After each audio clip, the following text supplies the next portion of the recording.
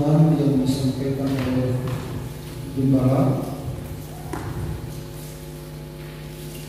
Nah, sekarang kita lihat Ibrani 10 ayat 38.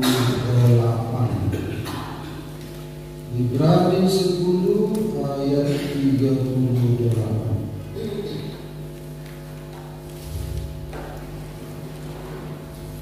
Mari kita baca bersama-sama. 1, 2, 3. Tetapi orangku yang benar akan hidup oleh iman. Dan apabila ia mengundurkan diri, maka aku tidak berkenan kepadanya. Sekali lagi ketiga ya. Tetapi orangku yang benar akan hidup oleh iman. Dan apabila ia mengundurkan diri, maka aku tidak berkenan kepadanya. Haleluya. Dikatakan oleh firman Tuhan, orangku. Artiku di sini adalah guru besar. Itu berarti bahwa itu adalah Tuhan. Ada orang-orangnya Tuhan. Ada orang-orangnya Tuhan. Orangku yang benar akan hidup oleh iman. Jadi orang benar itu hidup oleh iman.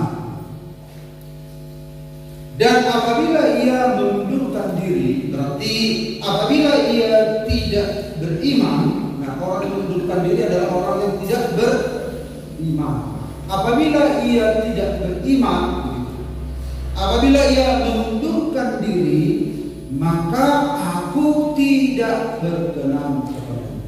Ternyata yang membuat kita berkenan pada Tuhan adalah iman.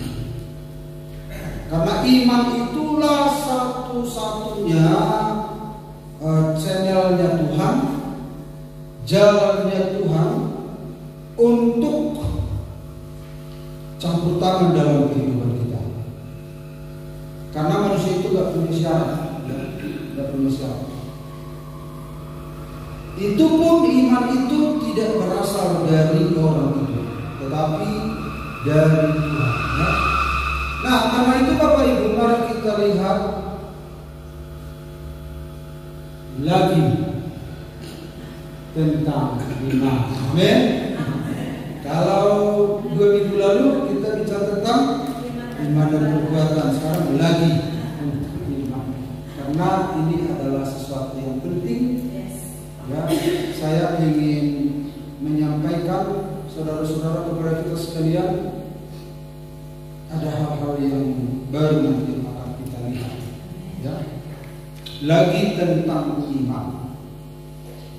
Jadi iman itu ada iman dalam konteks keselamatan, ada iman dalam konteks hidup sehari-hari. Ya. Jadi ada iman dalam konteks keselamatan, ada iman dalam konteks hidup sehari-hari. Keselamatan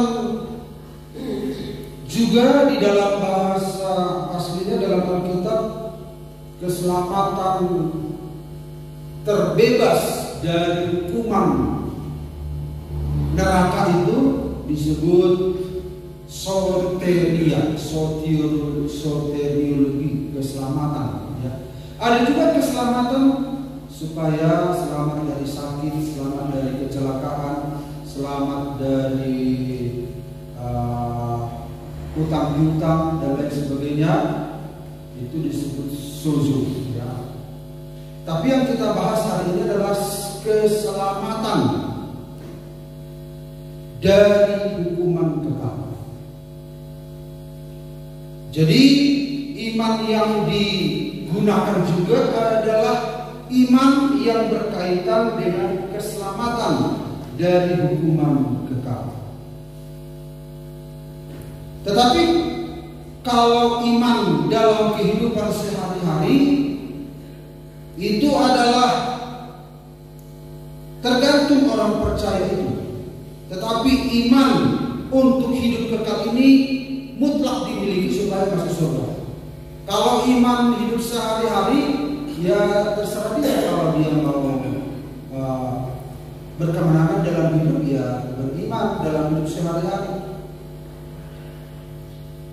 Ada yang beriman dalam hidup sehari-hari, menghadapi hidup sehari-hari, ada yang beriman, ada yang tidak.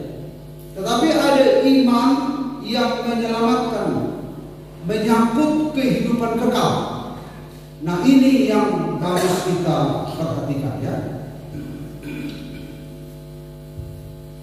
Jadi karena itu saya buat judul lagi tentang iman. Ini bicara tentang iman, banyak sekali topik-topik ya yang bisa dijelaskan tentang ini.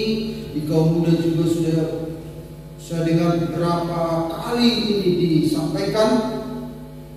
Karena iman ini kaya, ya, kaya penjelasan.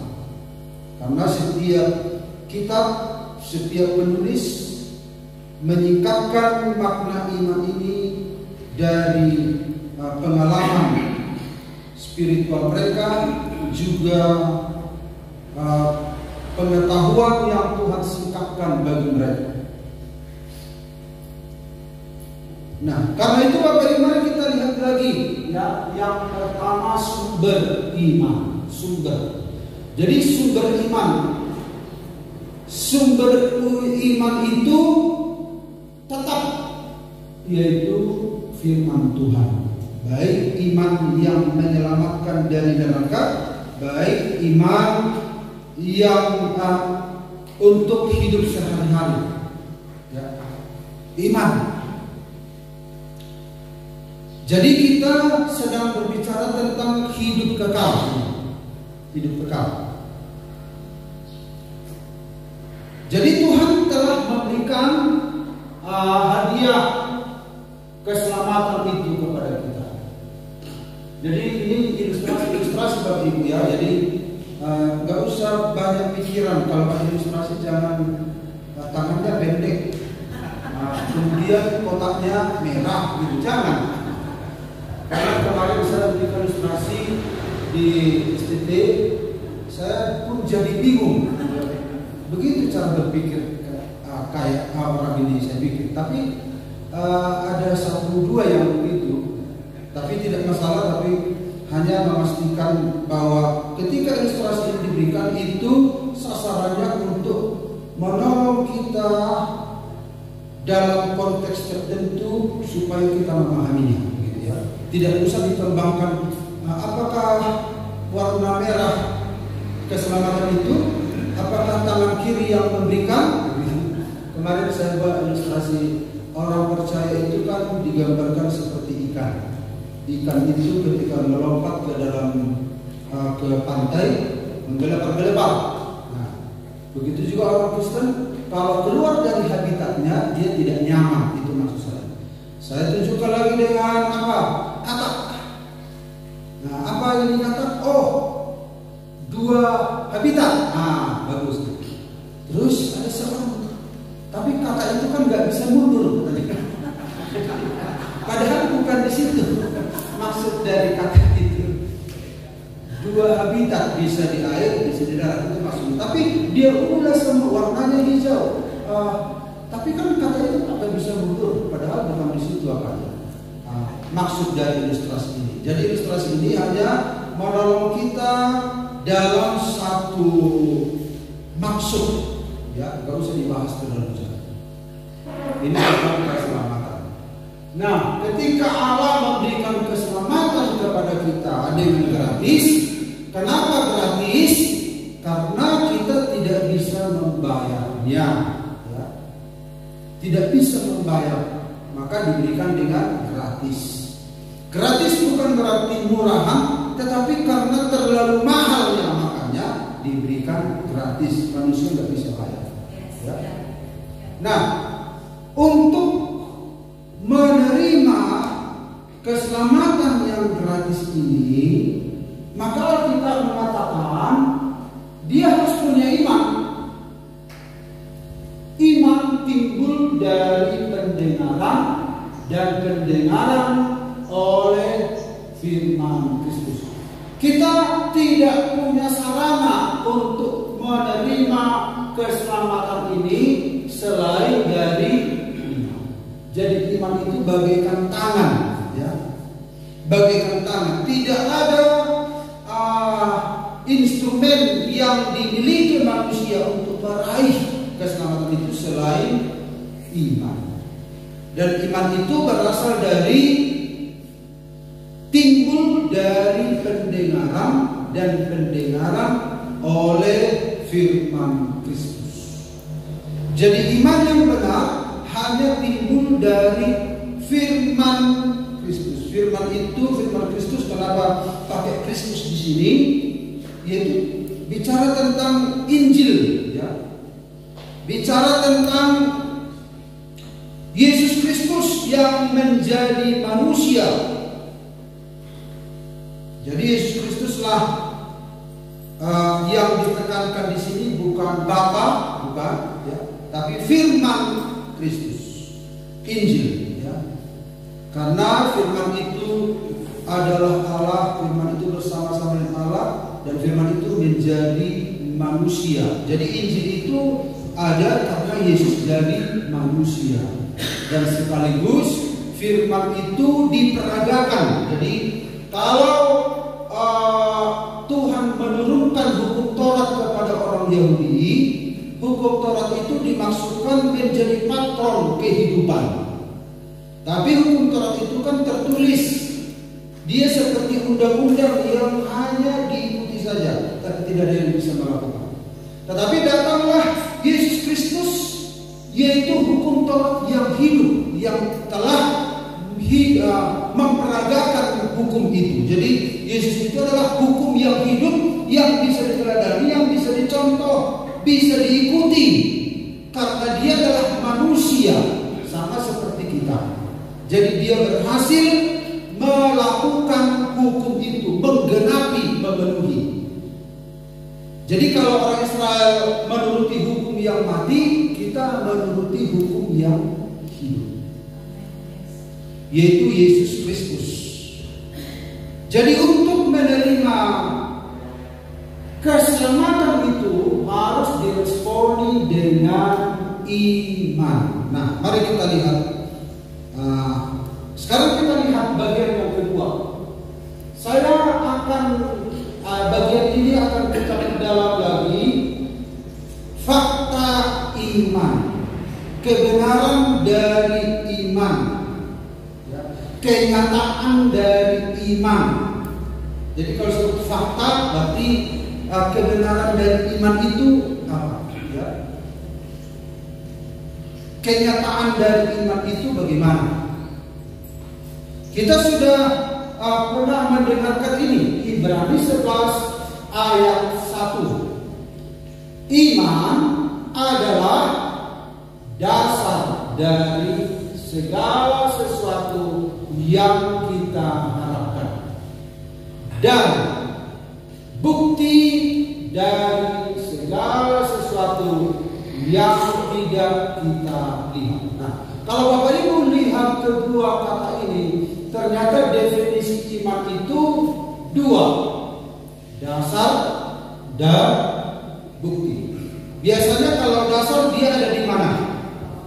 Di bawah. Kalau bukti terlihat kan? Kalau dasar itu di bawah tidak terlihat, tetapi bukti itu terlihat. Nah, kalau dikatakan di sini dasar dari segala sesuatu yang kita harapkan. Jadi dari dasar itulah kita mengharapkan segala sesuatu. Harus ada dasarnya. Jadi kalau kita membangun, dari dasar itulah kita mengharapkan bangunan itu berdiri. Kemudian kalau dikatakan bukti dari segala sesuatu yang tidak kita lihat. Jadi ketika kita meletakkan dasar, kita sudah melihat di dalam imajinasi kita gambaran yang akan nampak. Tetapi itu belum nampak kalau tidak dibuktikan, ya. Nah, itu dasar iman. Apa hubungannya dalam hal keselamatan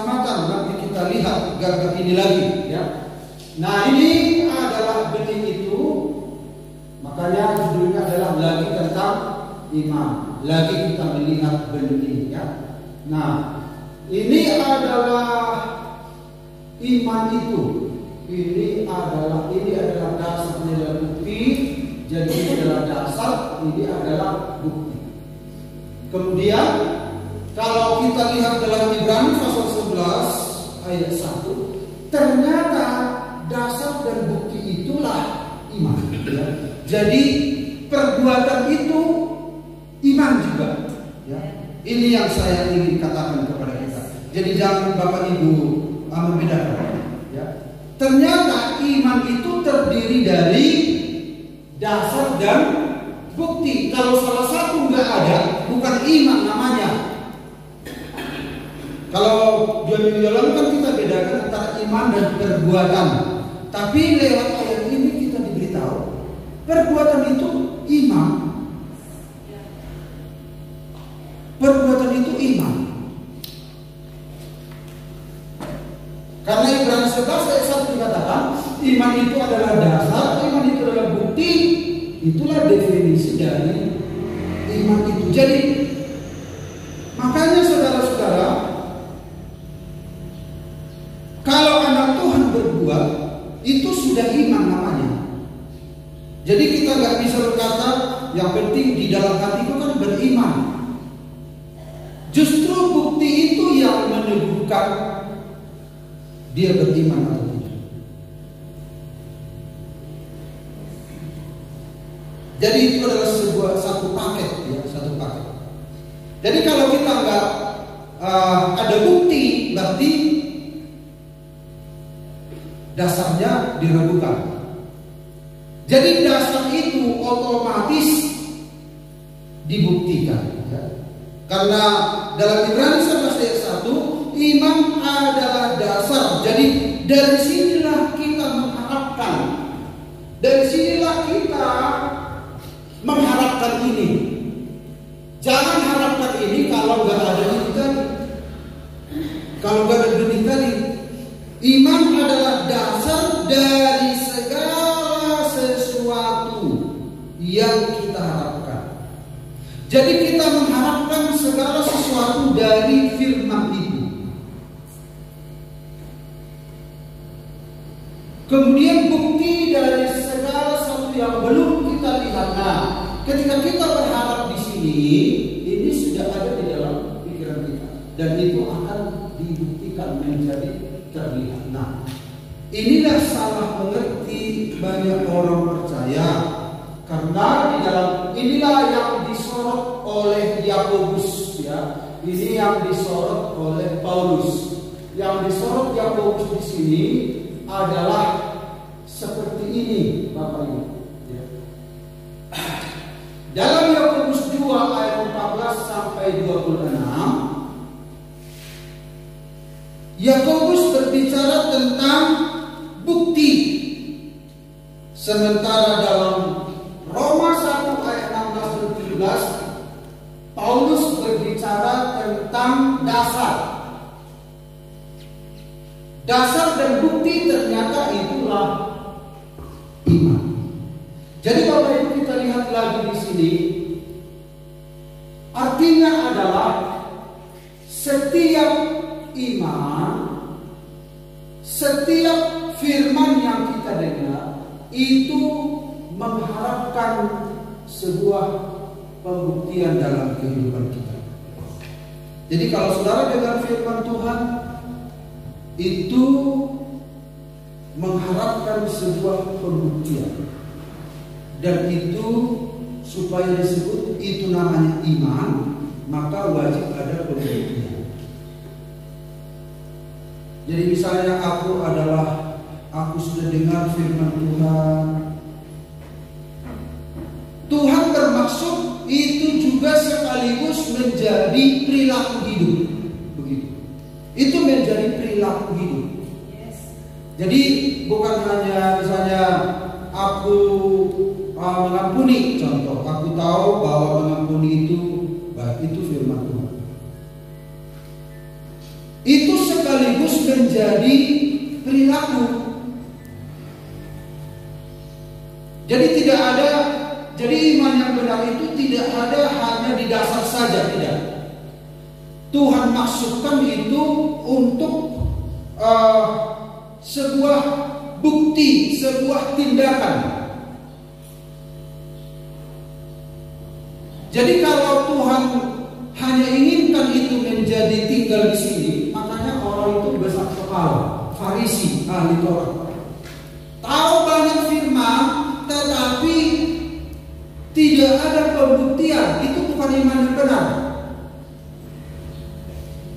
Makanya nanti kita lihat iman yang salah itu, engkau tahu bahwa hanya ada satu Allah, setan-setan pun juga beriman. Artinya setan-setan itu punya pengetahuan tentang Allah, punya iman tentang Allah, tetapi nggak ada pembuktiannya, makanya imannya salah.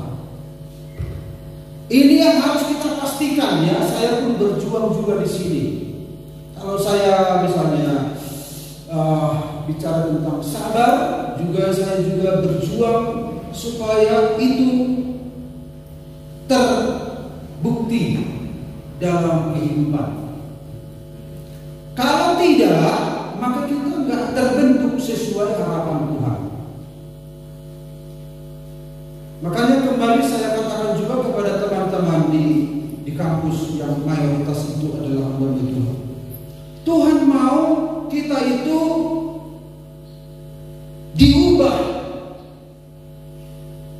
oleh firman, bukan diubah oleh budaya, bukan diubah oleh family, bukan diubah oleh penjara, bukan diubah oleh massa.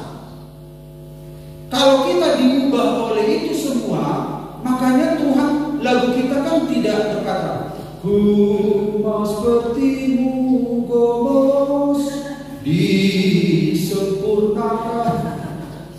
Kita tidak mau diubah oleh saya, tapi kita mau diubah oleh Tuhan, firman-Nya.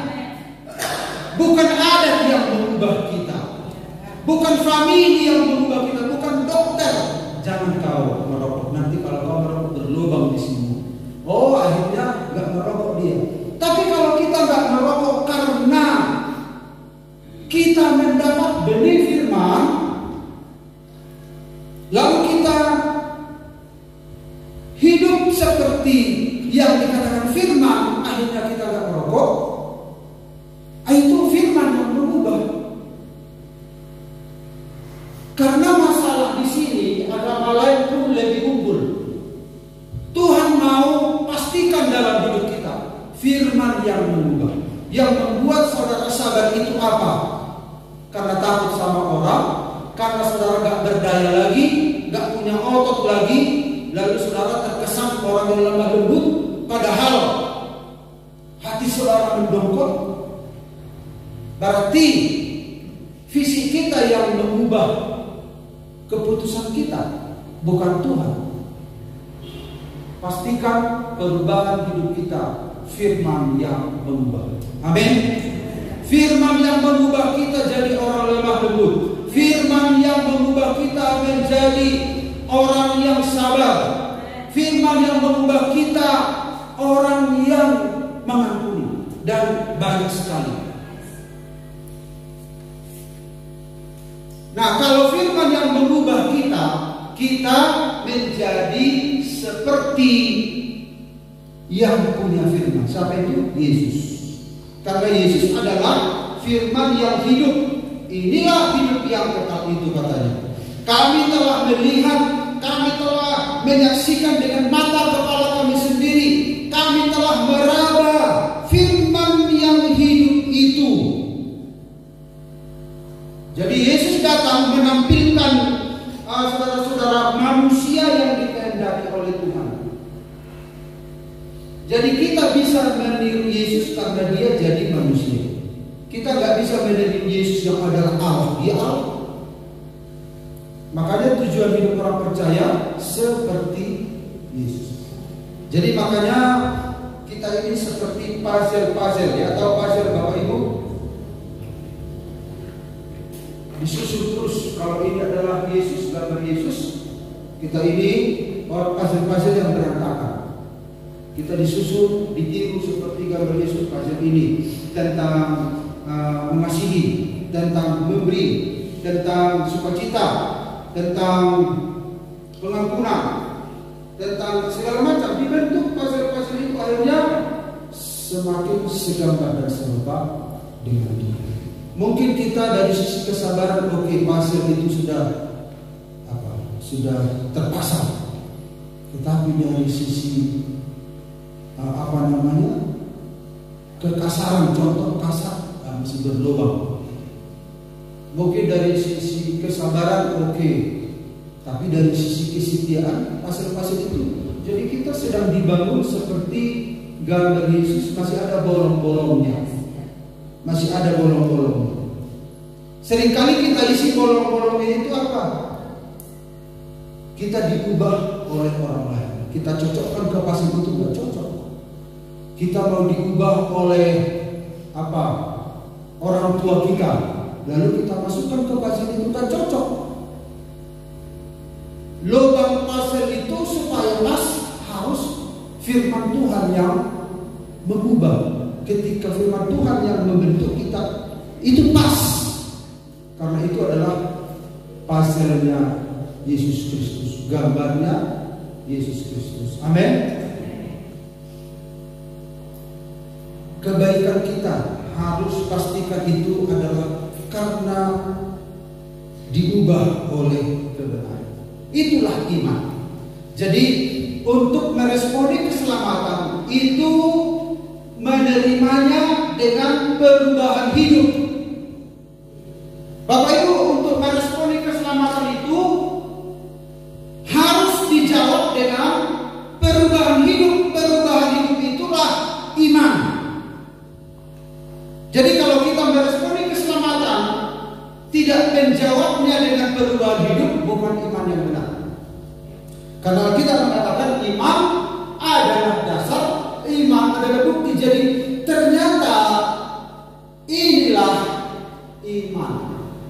Gak bisa dilepaskan kedua hal ini. Iman yang komplit itu ternyata ini.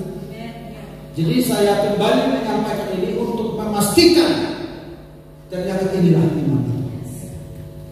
Tidak ada iman kalau salah satu dari sini tidak ada. Inilah iman yang benar. Amin, Bapak Ibu.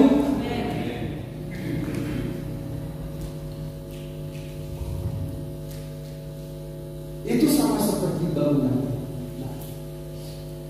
Dan sama seperti ini uang kertas ini. Tidak bisa uang ini disebut uang jika dua sisi ada. Jika dua sisi ada. Kalau satu sisi tidak ada, sebagus-bagusnya ini, selicin-licinnya ini, sebaru-barunya ini, kalau di belakangnya ini adalah ini, nggak ada nilainya. Makanya iman itu terdiri dari dua hal, seperti dua sisi mata uang.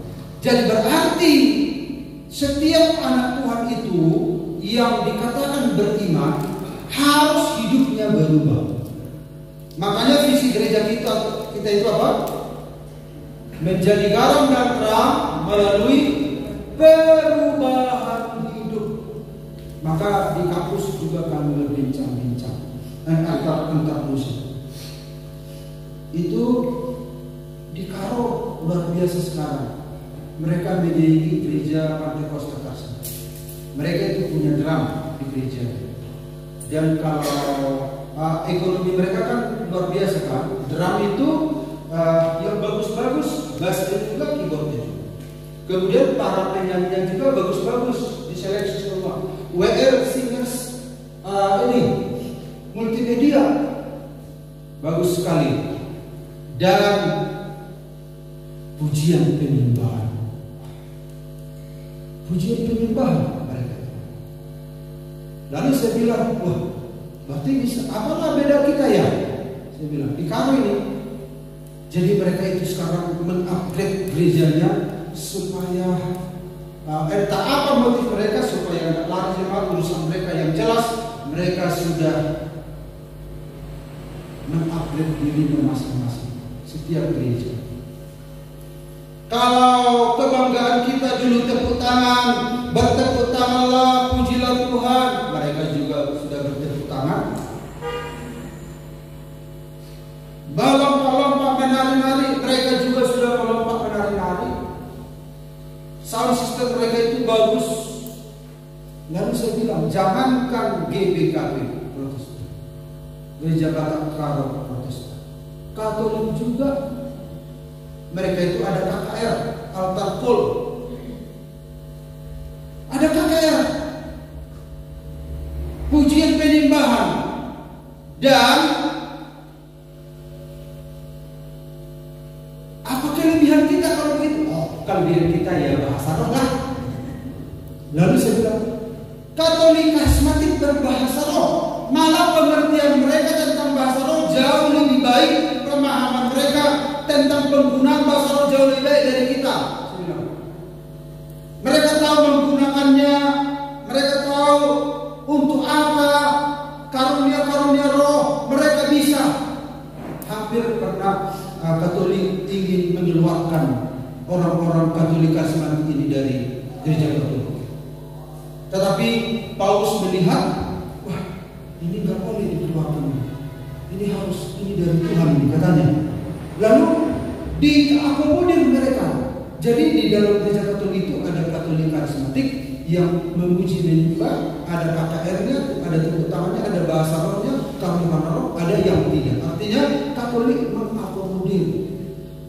Lalu saya bilang, kalau begitu apa kelebihan kita? Karena semua yang kita anggap dulu kelebihan kita, mereka sudah ambil semua. Apa kelebihan kita? Kalau karismatik sekarang ini adalah tepuk tangan, bersuara kuat-kuat, dan tepuk tangan berdoa kuat-kuat. Tetapi di luar sana apa? Histeria. Tapi di gereja apa? Soraklah, haleluya. Tapi di luar, sementara mereka tidak. Mereka hidup benar. Jadi bagaimana? Apa yang menjadi nilai lebih dalam gereja kita kalau begitu? Paling tidak perubahan hidup. Amin. Perubahan hidup. Makanya perubahan hidup mau tidak mau, karena itu juga tuntutan Tuhan. Iman yang benar itu ada dasarnya, ada buktinya. Apa yang Bapak Ibu banggakan? Bangga lagi jadi anggota jemaat Pentakosta karismatik? Kalau saudara berkelahinya, mereka tidak berkelahi lagi. Saya anak Tuhan, masa begitu? Bagaikan malaikat di gereja, tetapi bagaikan setan di luar. Nah itu menjadi pemikiran sama kita. Makanya harus, mau tidak mau, harus berubah hidup kita sehingga Kristus dimuliakan. Amin. Tuhan tidak lama lagi akan datang. Jika anak manusia datang, adakah ia menjumpai iman di bumi ini? Iman itu yang dua tadi.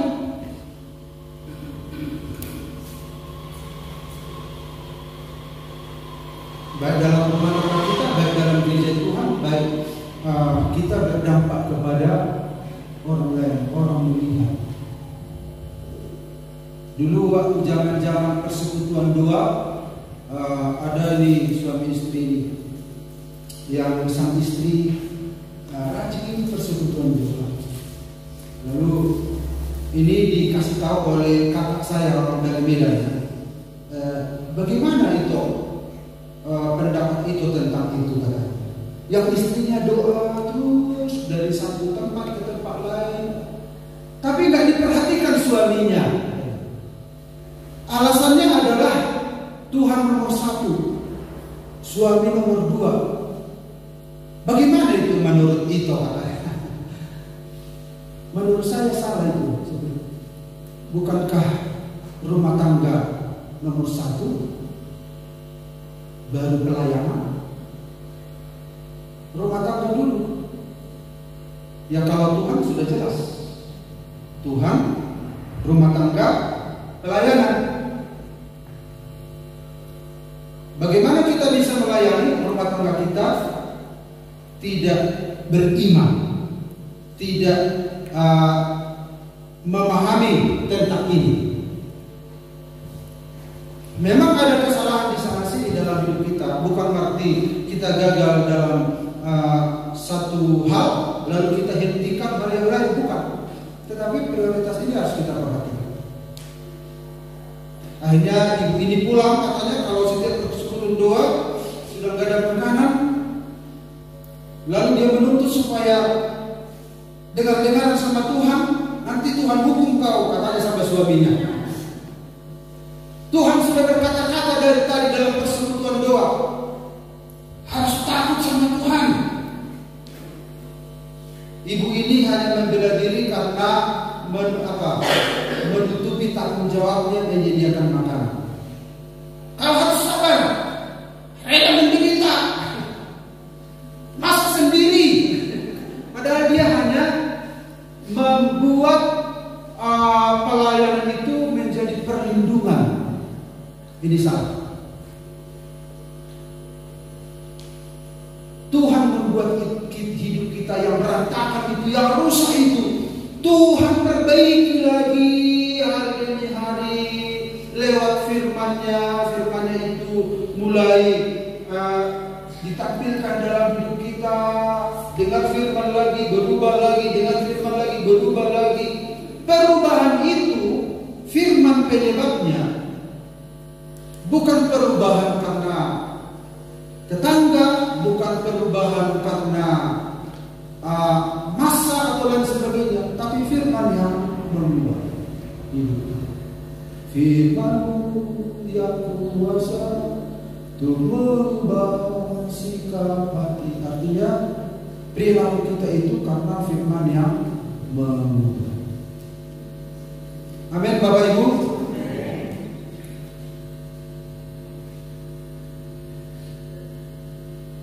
Makanya mari kita renungkan kembali kebaikan kita ini, kesabaran kita ini, dengar-dengaran kita ini karena apa? Ada orang kan, nanti kalau kita mati, dia gedai. Jadi saudara datang ke gereja karena apa? Supaya dia gedai. Lebih bagus saudara punya, saya datang ke gereja karena saya sekarang milik Tuhan. Kalau dulu aku milik dunia ini, sekarang aku milik Tuhan. Andai kata pendeta nggak mengedai, yang hidup itu yang bawah. Pikirannya harus begitu. Bukan, jadi saudara, kesetiaan saudara bukan karena pendeta, bukan karena gereja, tapi karena saudara diubah oleh Tuhan. Amin. Dan tidak mungkin kalau kita mati tidak ada yang mengubur.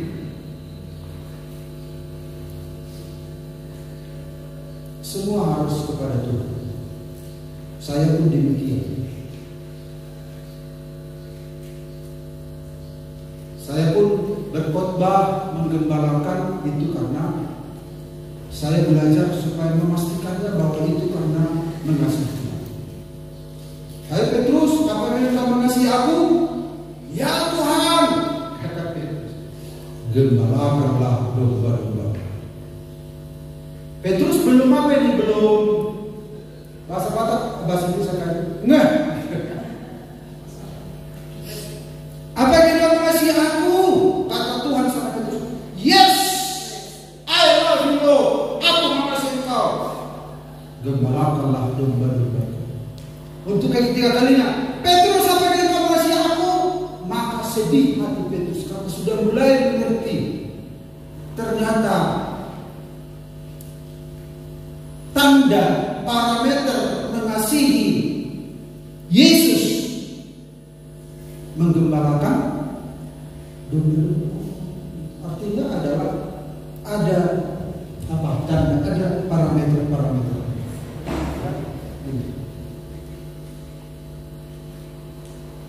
Jadi Apakah engkau mengasihi aku? Gembalakanlah domba-domba. Artinya ada bukti-bukti. Itu seirama. Apakah engkau mengasihi aku?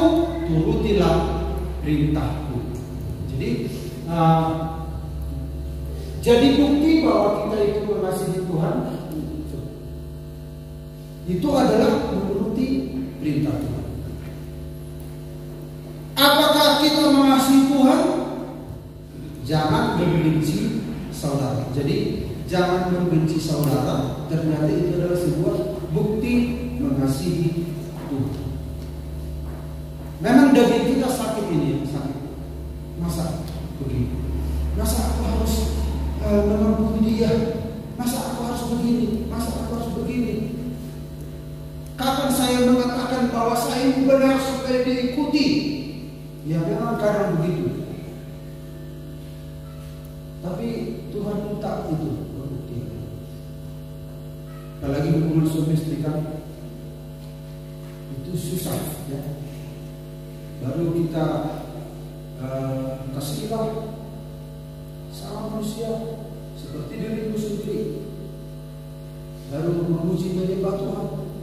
Atau mungkin ada perkataan yang tidak dia sadari membuat susah sang suami kan? Ada gitu kan? Susah. Kenapa gak tahu gaya bahasanya ini kok gak enak begitu. Tapi dia gak sadari. Itu bisa menyakitkan. Tapi akhirnya apa yang terjadi? Ya, ini bagaimana harus kutekan ini diriku ini, harus kugolkan ini. Saya gak mau kalah di sini. Dalam nama Yesus saya gak mau kalah. Nah begitu. Jadi ada perjuangan dalam hidup kita untuk mengeluarkan buah itu, untuk mengeluarkan bukti itu. Amin Bapak Ibu. Baik antara orang tua anak, suami istri, dan antar kita. Nah sekarang kita lihat yang terakhir. Tokoh-tokoh iman. Tokoh iman yang salah ini. Yaitu apa? Setan-setan, roh-roh jahat. Ternyata dia tokoh iman. Dia mempunyai iman, tetapi dia tidak bisa membuktikannya lewat perilaku. Ini sudah kita bahas 2 kali ya. Tokoh iman yang salah yang berikut adalah manusia begal. Hai manusia begal, mengapa engkau baru sekarang bahwa iman tanpa berbuat adalah iman yang kosong? Itu seperti ya, omong doang. Ini contoh iman ditulis oleh Yakobus. Iman roh jahat, iman orang begal. Karena mereka itu salah mengerti tentang iman. Kemudian yang berikut adalah iman yang benar, yaitu Habel. Jadi setiap orang beriman ada 2 hal ini. Setiap orang yang punya iman yang benar, di dalamnya ada 2 unsur, yaitu dasar dan bukti. Selalu ada. Bukti dia mempercayai Allah, dia melakukan ini, kesempatan ini. Kemudian kita lihat tentang Nuh. Jadi selalu 2 hal ini. Dia punya dasar, iman sebagai dasar, iman sebagai bukti. Dibuktikan dengan membangun bahtera. Gak ada misalnya aku mempunyai dasar, berarti tidak ada bukti, berarti seperti uang sebelahnya kosong, sebelahnya ada gambar yang bagus. Jadi iman yang benar itu ini terlihat dari bukti-bukti itu. Kenapa dia buat bukti ini? Karena ada dasarnya.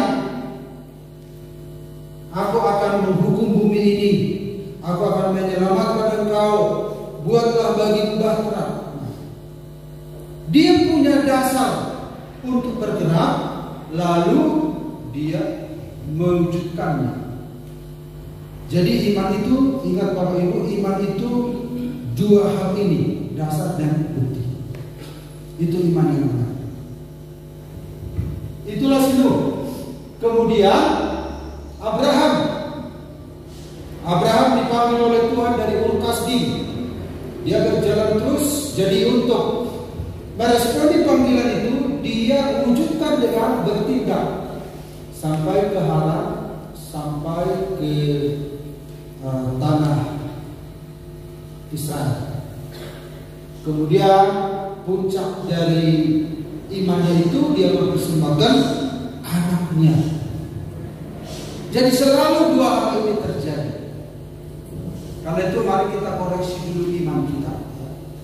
Kita koreksi iman kita. Iman itu ternyata harus seirama dengan apa yang di dalam benak kita, di dalam pikiran kita. Maka integritas itu juga, kalau integritas menurut dunia ini adalah apa yang kuucapkan itu yang kulakukan. Tapi menurut kebenaran, apa yang kuyakini, kebenaran iman itu, apa yang kupercayai itu yang kulakukan. Jadi lebih jauh dari Tuhan. Apa yang kuyakini. Jadi semua itu berdasarkan keyakinan, berdasarkan iman. Segala sesuatu yang tidak berdasarkan iman adalah dosa. Jadi semua perilaku kita beranjak dari keyakinan kita akan firman Tuhan. Maka kalau demikian, iblis pun juga melihat, bisa membedakan mana perilaku karena perubahan hidup yang disebabkan firman, mana perubahan hidup yang disebabkan oleh dunia ini. Nah, inilah yang bisa berdiri kokoh, bukan berdiri di tengah badai. Ini orang-orang yang diubah oleh firman. Amin. Nah, kemudian orang tua Musa, dia suruh kakaknya Musa menaruh Musa di dalam sebuah kerajaan lalu dihancurkan karena dia pikir putri Firaun nanti akan mengambil. Karena waktu itu semua anak-anak dibunuh. Inilah tindakan-tindakan. Dan akhirnya benar Musa menyelamatkan orang Israel dari Mesir. Kemudian apalagi Rahab, dia menyembunyikan pengintai yang diutus oleh Yosua, disembunyikan di dalam jerami-jerami, lalu malamnya diturunkan dari atas tembok itu. Karena Rahab tahu bahwa Allah orang Israel telah menyelamatkan orang Israel, dan Allah orang Israel juga akan merobohkan tembok Yeriko, di mana di atas tembok itu dia bertempat tinggal, dan dia percaya Allahnya Israel, dan lewat kepercayaannya ini dia menyelamatkan pengintai-pengintai. Kita sudah lihat minggu yang lalu, dan masih banyak lagi tokoh-tokoh iman dalam kitab Ibrani dan lain-lain. Jadi pelajaran yang kita dapat pada hari ini, ternyata iman itu adalah dasar dan bukti putusan. Itu yang Tuhan ingin tekankan pada kita pada hari ini. Itu tidak bisa dipisahkan, dan itu satu paket, dan kita bergerak di dalam kebenaran itu. Dan iman itulah dasar. Iman itu timbul dari pendengaran oleh firman Kristus. Kiranya Tuhan tolong kita. Mari kita menyanyikan sebuah nyanyian.